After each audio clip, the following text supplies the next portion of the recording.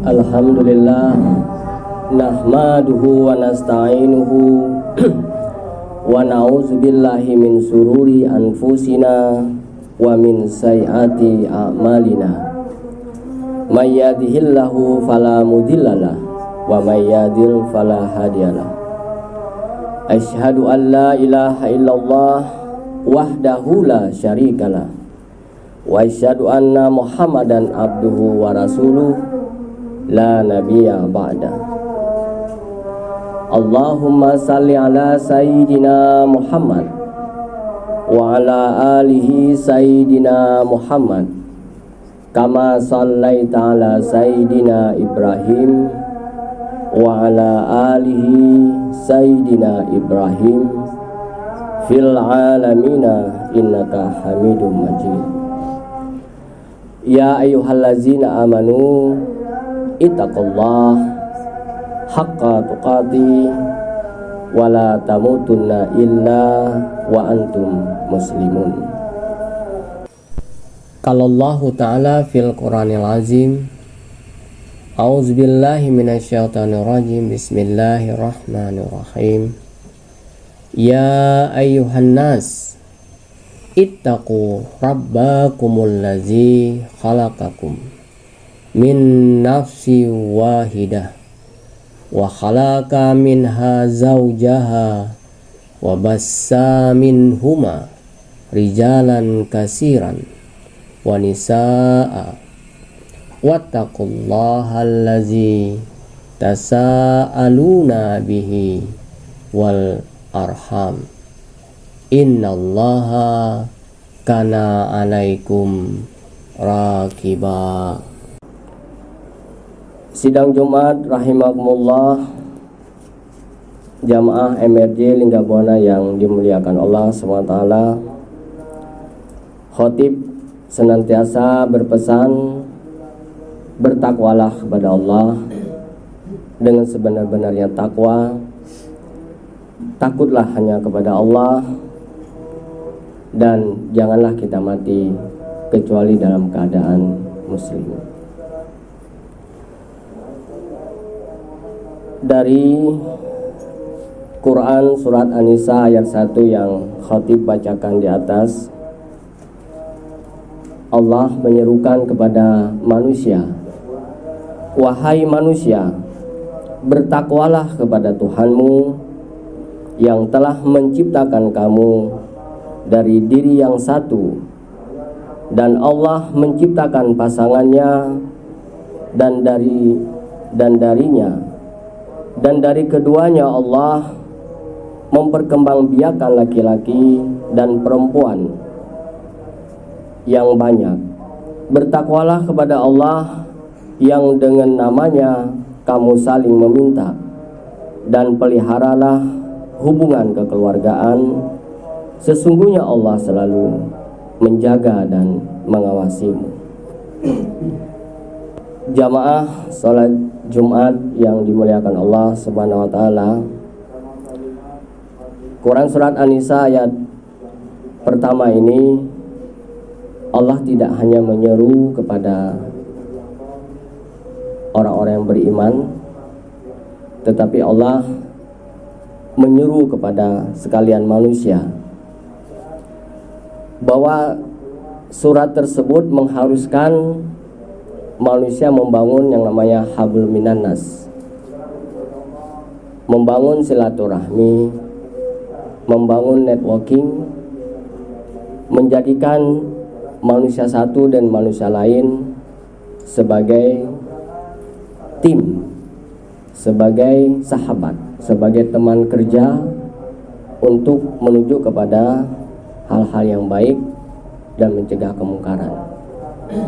Kemungkaran tidak bisa kita cegah hanya dengan diri kita sendiri. Juga demikian kemakrufan. Kemakrufan membutuhkan teamwork yang baik. Sebuah kejahatan yang dikelola dengan sangat baik, yang dimanage dengan baik, itu bisa mengalahkan kebaikan yang tidak terkelola dengan baik. Ini adalah hukum sunatullah, bahwa pada setiap manusia yang ingin sukses di dunia ini, berimankah atau tidak dia, maka setiap manusia harus bekerja sama satu sama lainnya, harus saling mengoreksi, harus selalu memberikan apa yang kita tahu kepada orang yang belum tahu, dan kita belajar mendengar dari orang yang memberi nasihat kepada kita. Itulah pintu kesuksesan. Tidak ada kesuksesan seorang siswa yang belajar tanpa ujian-ujian dari para gurunya. Tidak ada kesuksesan bagi siswa yang tidak mengerjakan pekerjaan rumah. Bukan masalah benar salahnya dari sebuah pekerjaan rumah atau PR, tetapi proses untuk mematangkan diri, proses untuk menuju kepada pemahaman yang lebih baik terhadap diri kita sendiri dan terhadap masa depan. Penekanan Allah melalui Rasulnya Nabi Muhammad SAW tentang pentingnya hubungan silaturahmi, tentang pentingnya sebuah teamwork, ini adalah berdasarkan sabda Rasulullah. Rasulullah menegaskan betapa pentingnya silaturahmi di antara sesama muslim, karena di dalamnya mengandung kemaslahatan bagi yang memelihara dan kemudaratan bagi yang memutuskannya. Jadi ada konsekuensi. Kalau kita menjaga, maka di sana ada semua kebaikan-kebaikan yang bisa kita peroleh. Dari sabda-sabda Rasulullah dikumpulkan ada kurang lebih 4 kemaslahatan yang kita bisa peroleh dari sebuah hubungan baik yang kita bangun. Pertama adalah dimudahkan rezekinya. Jadi apa hubungan silaturahmi dengan rezeki? Allahu a'lam bishawab. Kalau dari teori energi, bahwa setiap kita membangun hubungan dengan orang lain, maka manusia ini memancarkan energi, ya, yang disebut dengan energi positif. Ada sebuah hukum namanya law attraction, hukum tarik menarik. Segala kebaikan yang kita keluarkan lewat sebuah hubungan itu tidak akan pernah hilang.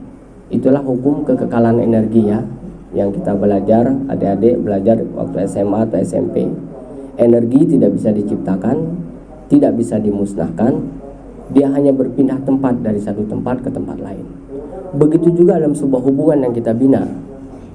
Setiap kali kita berhubungan dengan orang, maka pancaran energi ini, kalau dalam sebuah penelitian, dia seperti membentuk cakra pada diri manusia. Dan energi itu melindungi kita, atau justru menghantam kita. Energi kebaikan akan melindungi kita pada jalur-jalur kebaikan. Serta energi negatif itu mencari cara selalu untuk menggagalkan kita dalam banyak hal. Dan ini hukum sunatullah, ya. Setiap kebaikan pasti dibalas kebaikan, setiap keburukan pasti dibalas keburukan. Itu kan ada dalam Al-Quran. Kemudian yang kedua, dipanjangkan umurnya, ya, sebagaimana sabda Rasulullah SAW, siapa yang bertakwa kepada Rabb-nya dan menyambung silaturahim, niscaya umurnya akan diperpanjang dan hartanya akan diperbanyak, serta keluarganya akan mencintainya. Hadis riwayat Bukhari. Kemaslahatan yang lain adalah bahwa hubungan yang kita bangun dengan orang lain ini juga pertanda keimanan. Karena dalam sebuah hubungan yang ikhlas, tentu hubungan yang ikhlas, ya, yang menandakan keimanan, bukan karena sebuah kebutuhan yang sifatnya materi atau duniawi.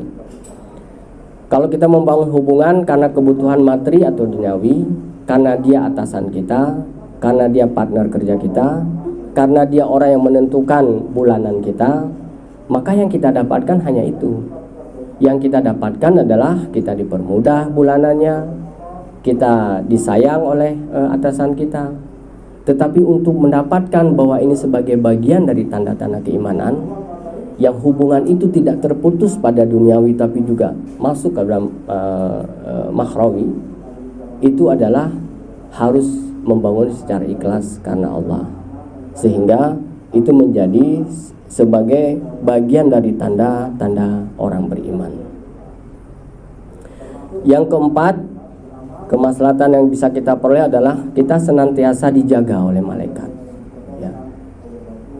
Setiap kali kita membangun hubungan, kita melihat ada orang lain yang kesulitan, kemudian kita datang bertanya kepada orang itu. Meskipun kita tidak bisa membantu secara materi, tapi kita memberikan pengalaman-pengalaman hidup kita, memotivasi dia sehingga dia kuat menghadapi ujian-ujiannya. Maka Allah juga kemudian menguatkan kita. Allah juga kemudian menguatkan diri kita ketika menghadapi masalah-masalah yang diberikan oleh Allah. Sebagaimana sabda Rasulullah SAW, Imam Ahmad mengatakan pula, telah menceritakan kepada kami Muhammad ibnu Bakar, telah menceritakan kepada kami Yazid ibnu Harun, dan telah menceritakan kepada kami Hajjaj ibnu Arfah dari Amir ibnu Su'aib, dari ayahnya, dari kakeknya, yang menceritakan bahwa seorang laki-laki datang kepada Rasulullah SAW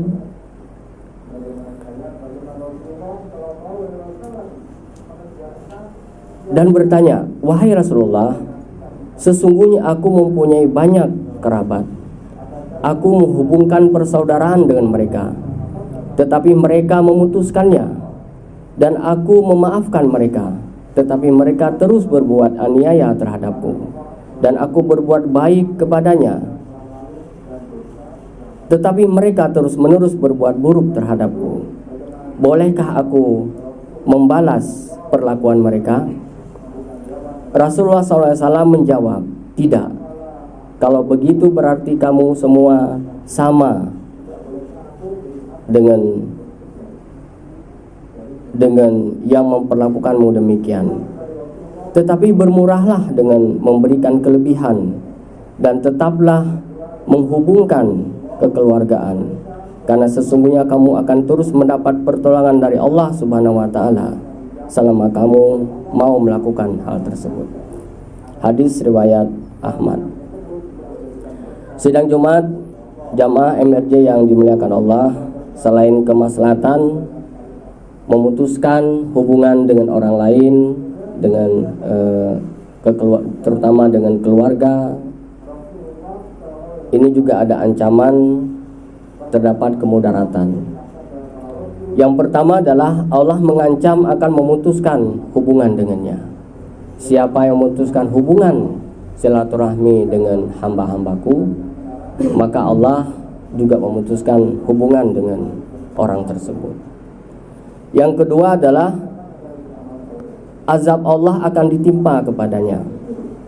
Sebagaimana sabda Rasulullah SAW, Imam Ahmad mengatakan, telah menceritakan kepada kami Ismail ibnu Aliyah, telah menceritakan kepada kami Uyainah ibnu Abdurrahman ibnu Jusyan dari ayahnya, dari Abu Bakrah radhiyallahu, yang mengatakan bahwa Rasulullah SAW pernah bersabda, tiada suatu perbuatan dosa pun yang lebih layak untuk disegerakan oleh Allah hukumannya di dunia selain dari azab yang disediakan untuk pelakunya kelak di akhirat, selain dari zina dan memutuskan hubungan kekeluargaan.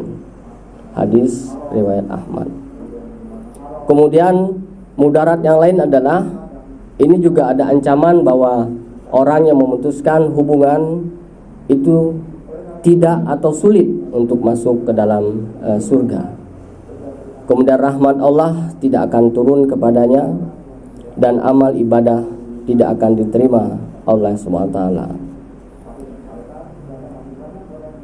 Rasulullah SAW bersabda, sesungguhnya amal ibadah manusia diperlihatkan setiap hari Kamis malam Jumat, maka tidak diterima amal ibadah orang yang memutuskan hubungan silaturahmi.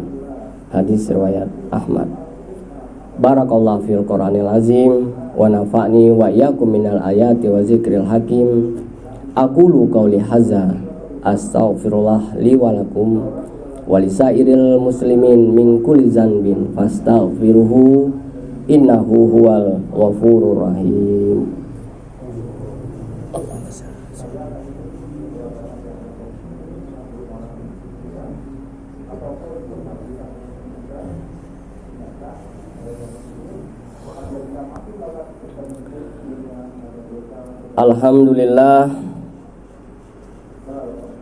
Alhamdulillah wassalatu wassalamu ala Rasulullah wa ala alihi washabihi wa man walah.